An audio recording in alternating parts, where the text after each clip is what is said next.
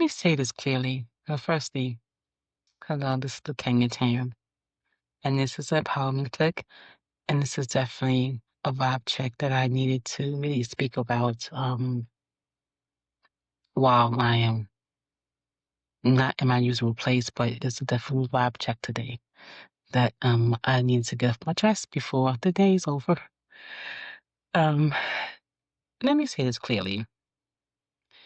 If you're always the one putting in effort, always the one initiating, the one landing in relationships or leading in relationships, your friendships, businesses, you might not you might not be loving harder, you might be overfunctioning. And I had to confront this about myself. Today was one of those days where something hit me.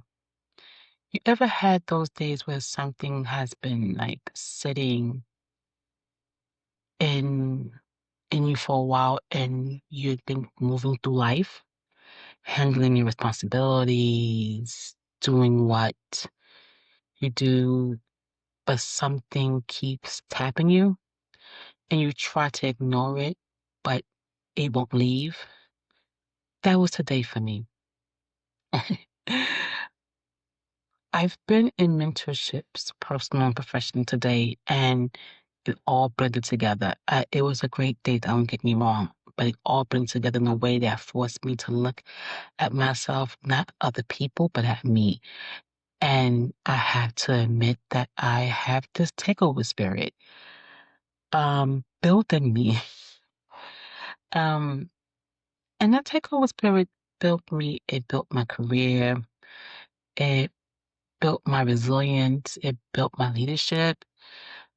I'm the one who makes sure things move, initiate, organize,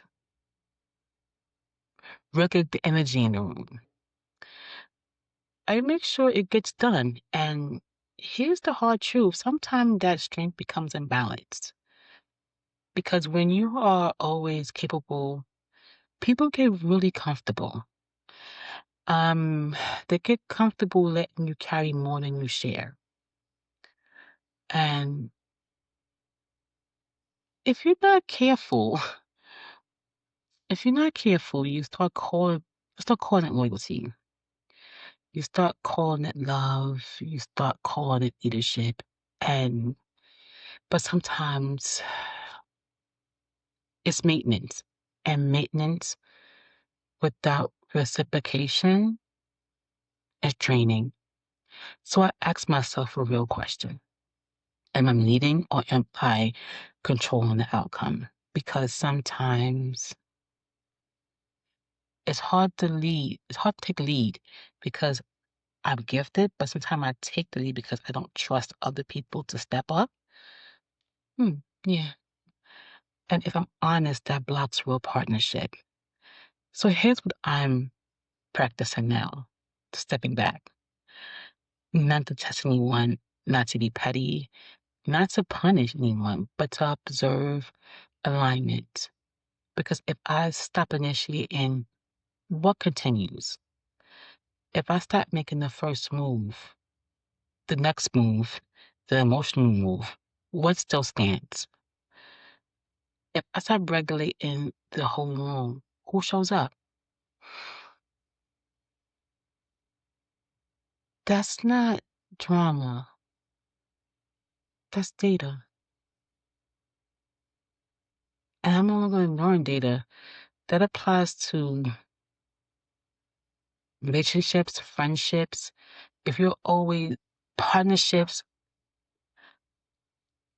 everyday life, if you are always the one reaching out, planning, checking in, you have to ask yourself if this is mutual or if you're maintaining something by yourself.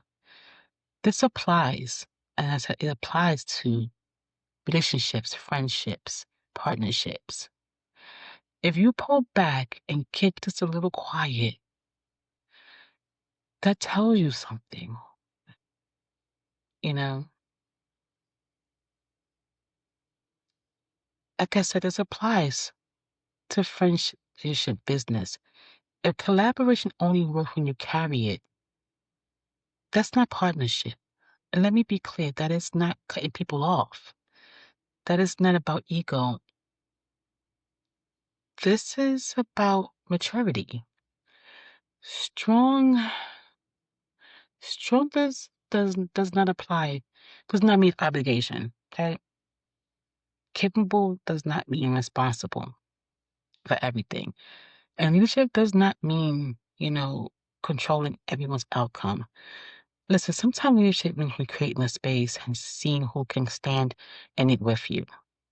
And if you notice me moving differently, stepping back, pacing myself, understand this. I'm not withdrawing emotionally. I'm building differently because I'm not the same woman I was before. And growth requires a lot in boundaries.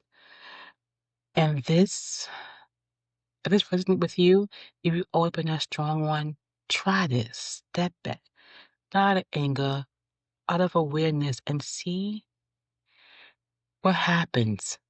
That will tell you everything you need to know. This is a vibe check.